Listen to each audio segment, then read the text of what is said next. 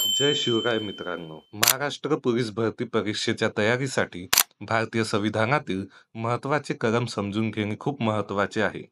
हे तुमच्या पेपरमध्ये 5 ते 10 मार्क सहज वाढवून देऊ शकतात. व्हिडिओच्या शेवटी मी तुम्हाला संपूर्ण PDF देखील उपलब्ध करून देणार आहे. तर व्हिडिओ शेवटपर्यंत पहा. कलम 15.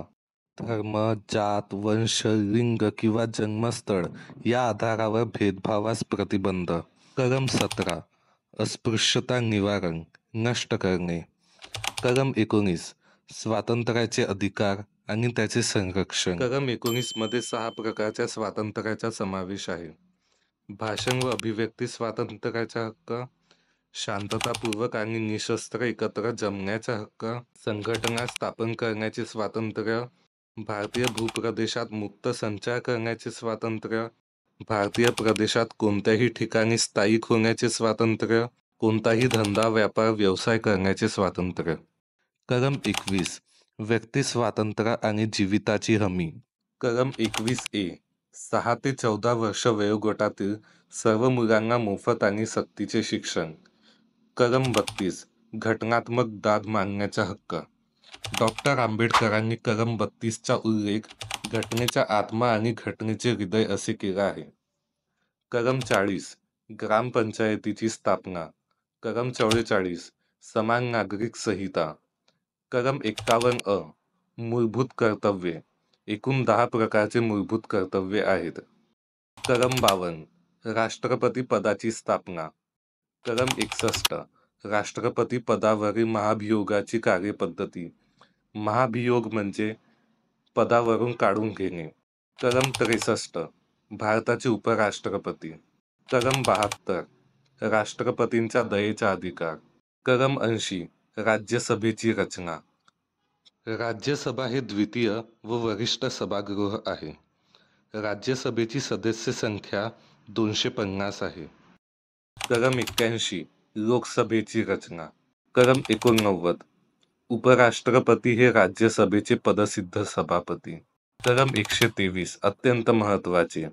राष्ट्रपतीचा वटहुकूम काढण्याचा अधिकार. मित्रांनो, वटहुकूम म्हणजे अध्यादेश होतो. जेव्हा संसदेचे सत्र चालू नाही राहत आणि कोणते नियम हे तत्काळ प्रभावी लागू करायचे असतात तेव्हा राष्ट्रपती वटहुकूम काढू शकतात.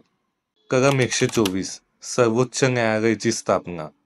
कलम 129. सर्वोच्च न्यायालय हे अभिलेख न्यायालय. कलम 143. सर्वोच्च न्यायालयाचा सल्ला मागण्याचा राष्ट्रपतींचा अधिकार. कलम 153. राज्यांचे राज्यपाल.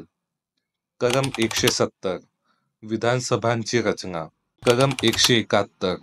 विधान परिषदांची रचना. सध्या स्थिती एकूण 6 राज्यांमध्ये विधान परिषद अस्तित्वात आहे. कलम 243A. ग्रामसभेची स्थापना.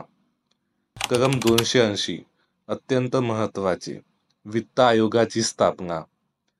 कलम 312. अखिल भारतीय सेवा. कलम 315. केंद्र आणि राज्यासाठी लोकसेवा आयोग. कलम 324. निवडणूक आयोगाची स्थापना. कलम 352. अत्यंत महत्त्वाचे. राष्ट्रीय आणीबाणी. हे राष्ट्रपतीच्या आदेशांनी लागू होते. कलम 356. घटक राज्यातील आणीबाणी. कलम 360. आर्थिक आणीबाणी. कलम 368. घटना दुरुस्ती संबंधी. मित्रांनो, हे होते महत्त्वाचे कलम. यातील प्रत्येक कलम तुम्हाला पाठ राहणे गरजेचे आहे. संपूर्ण PDFची लिंक तुम्हाला डिस्क्रिप्शनमध्ये मिळून जाईल. व्हिडिओ आवडला असेल तर व्हिडिओला लाईक करा. तसेच चॅनलला सबस्क्राईब करणे विसरू नका. जय हिंद.